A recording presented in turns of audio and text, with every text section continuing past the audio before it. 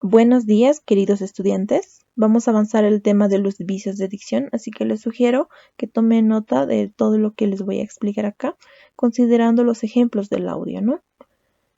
Algunos ejemplos van a estar plasmados en las imágenes que les voy a ir presentando, pero también la explicación va a contener un poco más detallados los ejemplos que les voy a plasmar. ¿Bien? Entonces vamos a comenzar. Bien, ¿qué son los vicios de dicción? Los vicios de dicción son todas aquellas transgresiones del idioma, es decir, todos los errores que cometemos al momento de hablar o al momento de escribir. A continuación vamos a ver cuáles son estos vicios. El primer vicio que vamos a ver, la anfibología. ¿En qué consiste la anfibología? Consiste en emplear palabras o frases que producen confusión. Esa es una palabra clave, ¿no? ¿A qué se refiere? A que cuando yo estoy produciendo un mensaje, puede que utilice palabras en un orden inadecuado o que tal vez no haya especificado bien el mensaje que quiero transmitir, lo que causa que las personas no entiendan adecuadamente o que mi mensaje sea muy ambiguo, ¿no? Aquí vamos a ver unos ejemplos. En el caso de Juan y Pedro, podemos ver acá, ¿no? Juan y Pedro se fueron en su coche. No sabemos si el coche era de Juan, no sabemos si el coche era de Pedro o si el coche era de ambos, porque ahí tenemos el elemento posesivo su, que es tanto para Juan, para Pedro o para ellos, ¿no? Entonces, en ese mensaje no sé de quién será el coche, no puedo adivinar, pero si quisiera especificar de quién era el coche, podría tratar de cambiar la estructura que tengo ahí, ¿no? Por ejemplo, Juan y Pedro se fueron en el coche de Pedro, ¿no? O Juan y Pedro se fueron en el coche de Juan. También puedo utilizar otra estructura. Ellos se fueron en el coche que tenían, ¿no? Ellos se fueron en el coche que les compró su papá. Es decir, ahí ya estoy especificando que es de ambos. Bien. También podemos ver el siguiente ejemplo. Inhalador de bolsillo eléctrico. El orden de la palabra eléctrico está incorrecto, ¿no? Porque nos hace ver que el bolsillo es el que tiene la capacidad de ser eléctrico, cuando no es así, ¿no? Un bolsillo no puede ser eléctrico. El adjetivo eléctrico está calificando a inhalador, entonces el orden no es adecuado. ¿Cómo podríamos arreglarlo? Inhalador eléctrico de bolsillo, ¿verdad? Entonces, de esa manera es como puedo quitar ese vicio de dicción que es la anfibología. El último ejemplo es un poco más humorístico. Se llevaron al cerdo de tu hermano, ¿no? No sabemos si le está diciendo al hermano de alguien que es un cerdo, tal vez lo está insultando o puede que no también, pero el orden causa que haya esa confusión, esa ambigüedad de sentido. Entonces, lo que puedo hacer para cambiar ese mensaje que es más peyorativo que un mensaje normal, común y corriente, puedo tratar de mover el orden que tienen estas palabras, ¿no? Se llevaron al cerdo que tiene tu hermano, tal vez, ¿no? O a la mascota que es un cerdo, ¿no? Puedo tratar de cambiar la estructura para evitar este vicio de la anfibología, ¿no? Entonces ahí podemos ver a qué se refiere este vicio, en producir confusión a través del orden que le doy a las palabras, o simplemente dejo un mensaje que no está tan claro, que no está tan especificado, ¿no? Por ejemplo, en Juan y Pedro se fueron en su coche, no digo de quién era el coche, no sé de quién es el coche y hay un mensaje de alguna forma incompleto. Bien, vamos a pasar al siguiente. El arcaísmo. ¿Qué es un arcaísmo? Es un término, una palabra, una estructura sintáctica, una frase, etcétera, que se utilizaba en un estado de lengua antiguo, es decir, que se utilizaba en una época antigua y que actualmente se encuentra en desuso. ya nadie las utiliza o nadie las conoce. Puede ser que esa palabra representaba a un objeto que antes existía y que ahora ya no, o puede que esa palabra representara a algo que existía en el pasado y que ahora sigue existiendo, pero que tiene otro nombre. En el ejemplo podemos ver la palabra enflacar, que es igual que adelgazar, ¿no? Enflacar no se utiliza en la actualidad, ¿no? No creo que alguno de ustedes utilice este verbo como sinónimo de adelgazar, ¿no? Estoy enflacando, ¿no? O puedes ir al gimnasio para ayudarte a enflacar, ¿no? No utilizamos esa palabra, pero antes sí se empleaba y era muy recurrente. Entonces, este es un claro ejemplo de arcaísmo. Cuando utilizamos una palabra que ya no se usa actualmente, tenemos este vicio de dicción, que es utilizar arcaísmos. Bien, entonces tenemos que corregir si cometemos ese error. Utilizar palabras que sí se conocen en la actualidad y sí están en vigencia, ¿no? Aquí tengo un ejemplo, bueno, unos cuantos ejemplos de palabras que ya no se utilizan en la actualidad, ¿no? Abadengo, bieldo, jubón, maravedi, etc. Ustedes pueden ver estas listas de palabras que son antiguas, que no creo que alguno de ustedes lo conozca.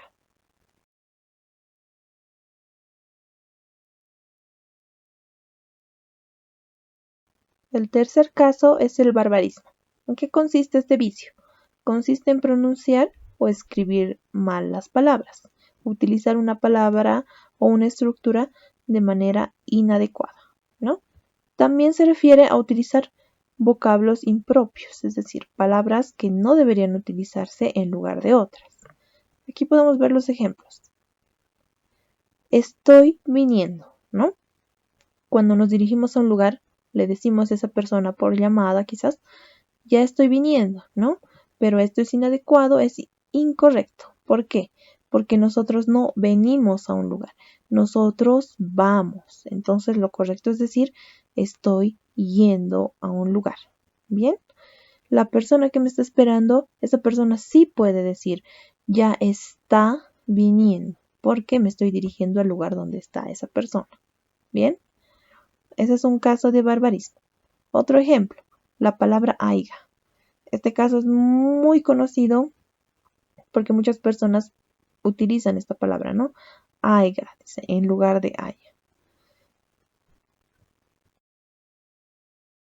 También se considera barbarismo cuando utilizo extranjerismos, es decir, cuando me presto una palabra de otro idioma y lo utilizo en mi lengua materna. Pero hay una diferencia. Los extranjerismos son necesarios en muchos casos cuando en una lengua no existe esta palabra. Por ejemplo, en el caso de software, el caso de hardware, son préstamos que se han mantenido en el español porque no existe una traducción. Entonces, esas palabras no pueden ser consideradas como un caso de barbarismo. Pero utilizar palabras que sí existen en mi lengua materna y en lugar de estas mantener una palabra extranjera en inglés, en francés y demás, sí es un caso de barbarismo. Aquí podemos ver algunos ejemplos. Hice un business muy bueno. Business significa negocio en inglés, ¿verdad? Entonces, al decir hice un business muy bueno, me refiero a que hice un negocio muy bueno. Utilizar la palabra business en lugar de negocio es un barbarismo, porque la palabra negocio existe y business está innecesariamente ahí, ¿no? El siguiente. I don't know. Solo le dije la verdad y ya. En este caso me estoy prestando toda una estructura del inglés. Estoy utilizando una oración del inglés, pero que esta oración puedo pronunciarla, puedo emitirla en español. Entonces estoy incurriendo en el barbarismo. El último ejemplo. Fuimos a la party, ¿no? Estuvo muy good. Party significa fiesta. Good significa bueno o buena, ¿no? Si utilizo estas palabras en lugar de las correspondientes en español, estoy cayendo en un caso de barbarismo y esto es inaceptable. Bien, veamos el siguiente. La cacofonía. ¿Qué es la cacofonía? Es la disonancia que se produce por la combinación de algunos sonidos, lo cual resulta desagradable, inarmónico para los oídos. Es decir, se produce cuando repito una sílaba constantemente, repito un sonido y me parece desagradable escuchar ese sonido cuando una persona se está expresando. Bien, es posible que en una conversación común, cotidiana, no suene tan mal y que no me parezca desagradable, pero al momento en que estoy realizando una exposición oral, una explicación o estoy dando una charla en una ponencia, en una conferencia, no puedo incurrir en esto porque hago que la persona que me está escuchando sienta ese sonido desagradable en sus oídos por la repetición de las sílabas y los sonidos. Por ejemplo, aquí podemos ver, tómate un té y te aliviarás, ¿no? Aquí tenemos la repetición de la sílaba té en 3 ocasiones, ¿no? Entonces, mientras existe esta repetición de sílabas en una misma oración, en una misma secuencia, lo que estoy produciendo es cacofonía. En el siguiente ejemplo, el abogado salió enojado del juzgado, ¿no? Aquí podemos ver que ado se repite 3 veces, ¿no? Entonces ahí también hay otro caso de cacofonía. El siguiente, Carlos cargó los carteles en la carretilla, ¿no? Mucha secuencia de C y A. K y más allá también, ¿verdad? Entonces, esta secuencia de sílabas lo que produce es que la persona no se sienta a gusto al momento de escuchar y no es considerado algo académico repetir algunos sonidos al momento de hablar o al momento de escribir. Bien, lo que podemos hacer para evitar este vicio es cambiar algunas palabras, evitarlas, buscar un sinónimo para que no suene de la misma manera. Por ejemplo, podría cambiar algunas palabras. En el segundo ejemplo, el abogado salió enojado del juzgado. Quizás podría cambiar la palabra enojado por la palabra furioso o molesto para quitar una de esas terminaciones de ado, ¿no? Si lo hago, estoy reduciendo esta disonancia y esto es muy positivo para cualquier redacción o para cualquier presentación oral. De esa manera es como tenemos que evitar el vicio, tratando de cambiar las palabras con otras, con sinónimos, para así lograr que no se presente el vicio, al menos no tan constantemente, ¿no? Bien. El siguiente caso es el dequeísmo. ¿En qué consiste? Consiste en el uso inadecuado de la preposición de delante de la conjunción que. En estos ejemplos podemos ver muy claramente a qué se refiere, ¿no? Pienso de que es mejor así. Esto se oye mucho en los discursos de los presidentes, de los que postulan a un cargo político y también en algunas entrevistas en la televisión, ¿no? ¿Qué es lo que pasa? Que la persona cuando está hablando piensa que esa preposición de es necesaria porque en otros casos, para otros verbos, sí se utiliza. El verbo es el que requiere la preposición, pero no todos los verbos requieren la preposición de. Entonces, cuando una persona piensa que el verbo requiere esa preposición, la utiliza sin darse cuenta de que se está equivocando, ¿no? ¿Cómo nos damos cuenta de que es un dequeísmo? Simplemente podemos agarrar toda la estructura que le sigue a la preposición de y reemplazarlo por algo, ¿no? En este caso, pienso de que es mejor así, podríamos reemplazarlo por pienso de algo en una pregunta, ¿no? ¿Pienso algo o es pienso de algo? Es pienso algo, no pienso de algo, ¿verdad? De esa manera me doy cuenta de que esa preposición está innecesariamente ahí. En el siguiente ejemplo podemos ver lo mismo, ¿no? Dijo de que era culpa del ministro. ¿Dijo algo o dijo de algo? ¿Cuál será correcto? Dijo algo. Entonces, ese verbo no requiere esa preposición, por tanto es un dequeísmo. El siguiente. Cree de que su hermano es el culpable de todo. ¿Cree algo o cree de algo? ¿Cuál es lo correcto? Entonces, nos damos cuenta de que no se requiere. Lo mismo en el último ejemplo, ¿no? Te aconsejo de que lleves dinero. ¿Te aconsejo algo o te aconsejo de algo? Esta es la manera más fácil de darnos cuenta si es un caso de dequeísmo. Si requiere la preposición de, no es un dequeísmo. Pero si no la requiere y está innecesariamente presente, pues es un caso de dequeísmo. Continuando, el siguiente es el queísmo. Este se relaciona mucho con el anterior. ¿Por qué? Porque es un caso contrario. Bien, vamos a explicar. ¿En qué consiste? Consiste en omitir, ya no incluirlo innecesariamente, sino que consiste en omitir la preposición de delante del nexo o conjunción que, ¿no? Es decir, se requiere la preposición de, el verbo me exige que utilice la preposición de, aquí vamos a poner entre paréntesis u otra preposición, pero por tratar de evitar el caso de dequeísmo, lo que hago es corregirme incorrectamente. Es decir, yo no quiero decir pienso de que, me dijeron de que, etcétera. No quiero hacer eso. ¿Y qué hago? Omito una preposición cuando sí debería utilizarla. Aquí podemos ver los ejemplos. Me percaté que me estaba mirando. Confío que las personas tomarán una buena decisión. Insisto que haya una segunda vuelta.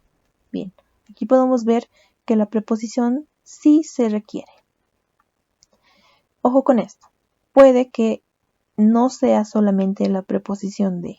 Puede ser otra preposición. El caso del queísmo afecta también a otras preposiciones, mayormente a la preposición de, pero también a otras preposiciones.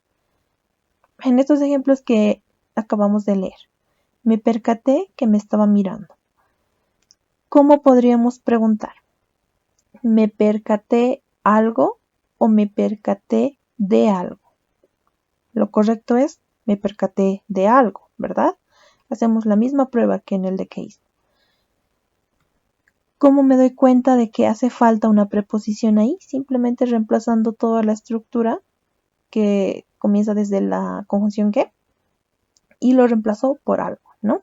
Me percaté algo. Ahí falta la preposición, por eso es necesario revisar la estructura.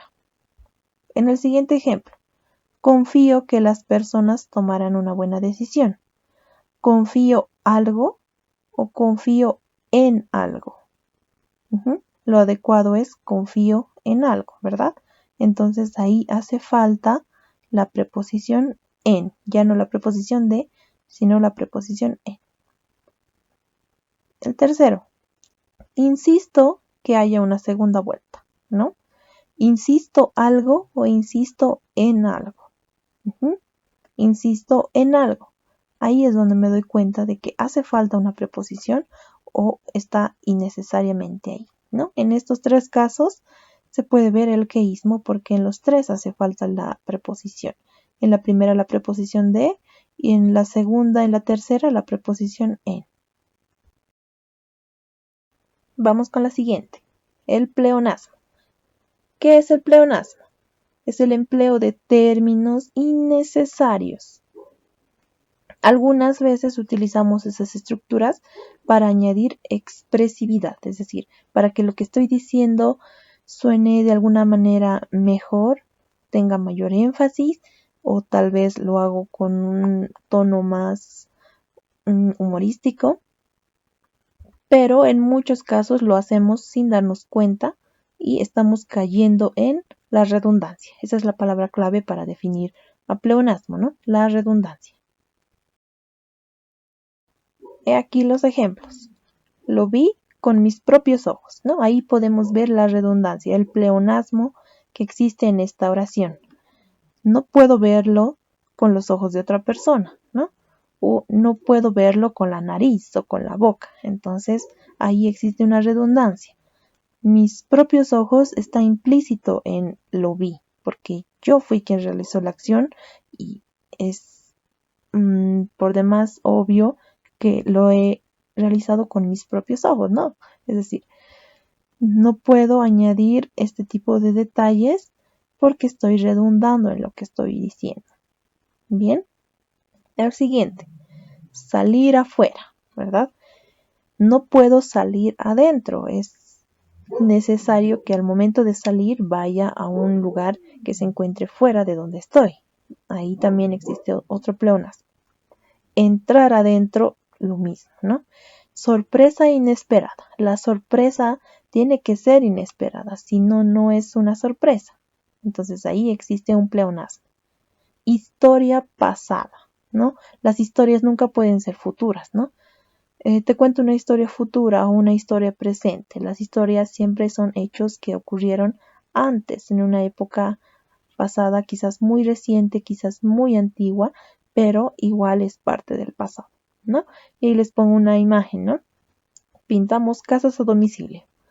Ahí está por demás redundante que las casas se pintan precisamente donde están, ¿verdad? En el terreno. No puedo llevar mi casa donde los albañiles y decirle, píntemelo, voy a venir a recoger tal día, ¿verdad? A eso se refiere el pleonasmo.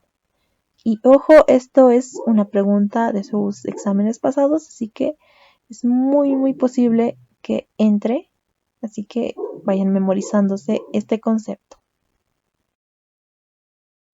El siguiente es el hiato cacofónico, o simplemente hiato. ¿En qué consiste este vicio?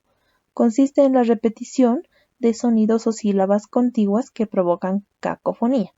Es decir, existe una repetición de vocales de diferentes palabras. Puede ser la última vocal de una palabra que se relaciona, que está muy cerca a la primera vocal de la siguiente palabra, que son un mismo sonido, como podemos ver en los ejemplos. Hay una secuencia de la vocal A, en 3 palabras, ¿verdad?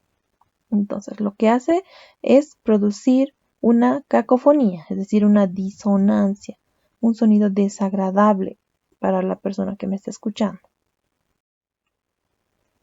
En nuestros ejemplos podemos ver, Julio va a Argentina de paseo. Ahí se puede ver la repetición de la vocal A en 3 palabras. Bien, en el siguiente, corrí inmediatamente.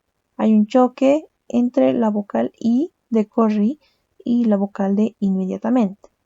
En la tercera, quiere que vaya a almorzar sola. Ahí también existe el mismo caso que en el primero, ¿no? Con la vocal A en 3 palabras. ¿Qué es lo que tengo que hacer para evitar este hiato? Lo que tengo que hacer es cambiar el orden de las palabras o modificar la estructura para que no exista este mismo choque. Aquí podemos ver algunas sugerencias, ¿no? Julio va a Argentina de paseo. Podría cambiarlo por Julio siempre va de paseo a Argentina, ¿no? O Julio va de paseo a Argentina, simplemente. En el segundo, corrí inmediatamente. Una sugerencia de cambio podría ser corrí en ese momento o justo en ese momento, ¿verdad? En el tercero, quiere que vaya a almorzar sola. Quiere que almuerce sola. Simplemente eso, ¿no? Ahí es donde ya me deshice de ese hiato, de esa disonancia y se puede aplicar para cualquier otra oración. Mientras menos choque de vocales exista, mucho mejor. Vamos con el siguiente, el solecismo. ¿Qué es este vicio? Es un error en la construcción de oraciones, es decir, al momento en que yo construyo mis oraciones, cometo errores, construyo oraciones agramaticales. Bien, he aquí los ejemplos, ¿no? Habían muchos niños. El error en este ejemplo es que el verbo haber no puede conjugarse en número plural. Es decir, la única conjugación que puede aceptar es había. No puede mantener la conjugación habían. Bien, este verbo es un verbo especial que no puede conjugarse en plural, por tanto, la oración está mal, es agramatical. Lo que debe hacer es mantenerse en número singular. Había muchos niños, sin importar que el complemento que le sigue sea en plural o sea en singular, no importa esa concordancia con el verbo haber, simplemente se mantiene había. El siguiente, hablo a nombre de todos. Lo correcto es hablo en nombre de todos. Aquí existe un error en la preposición, ¿no? Bien, el siguiente. Le llamó por teléfono. Aquí existe un error en el pronombre clítico le, que por el uso del verbo llamar, que requiere complemento directo, utilizaría los pronombres la, lo o los, las. Pero le y les son para complemento indirecto. Por tanto, lo adecuado, lo correcto es lo llamó por teléfono o la llamó por teléfono. No le ni les. El último. Ella estaba media triste. La palabra medio no puede cambiarse por el género de la persona a quien se esté refiriendo. En este caso es ella. Medio se mantiene como neutro, por tanto, ahí está el error, ¿no? Ella estaba medio triste. Eso es lo adecuado y media es considerada como un solecismo. Bien, vamos a pasar con el siguiente. El vulgarismo. Este es el último vicio que vamos a ver hoy. ¿En qué consiste o qué es el vulgarismo? Son las expresiones empleadas por hablantes de estratos sociales inferiores, es decir, por personas que tal vez no han alcanzado un nivel de educación superior como el universitario o un nivel técnico superior en cuanto a su educación, ¿no? Quizás son personas que no han tenido la posibilidad de estudiar, que no han podido adquirir tal vez el español de manera fluida, de manera eficaz, por lo cual tienen errores en cuanto a su expresión, ¿no? Y podemos ver aquí algunos ejemplos. El uso de enai, ¿no? ¿Dónde está? Está enai. Eso lo vemos mayormente en los niños y también en personas que tal vez no hablan muy bien el español. Ese es un caso de vulgarismo, ¿no? Enai hace referencia a la estructura sintáctica enai, pero enai también es incorrecto, porque la preposición en es redundante con el adverbio ahí. Ahí existe dos adverbios de lugar. No puede haber ese choque según las reglas gramaticales y tiene que omitirse la preposición, simplemente decir ¿dónde está? Ahí. Bien, el siguiente. Utilizamos frecuentemente este tipo de conector para expresarlas, ¿no? Decimos, tienes que estudiar mucho, cosa de que apruebes, ¿verdad? Pero ese cosa de que es un conector considerado de un estrato social inferior. Puede ser una persona que no ha tenido muchos estudios que utilice este conector. Algo más adecuado podría ser a fin de que o para qué simplemente, ¿no? Tienes que estudiar mucho a fin de que apruebes o para que apruebes. Bien, el siguiente, el uso de pues, ¿no? En lugar de pues, estamos quitando algunas vocales y esto no es algo adecuado al contexto académico en el que nos encontramos, ¿no? Entonces, aquí hay otro vulgarismo. Y el último, está arriba de la mesa, ¿no? Algo puede estar arriba de la mesa o puede estar encima o sobre la mesa. Puede estar sobre, ¿verdad?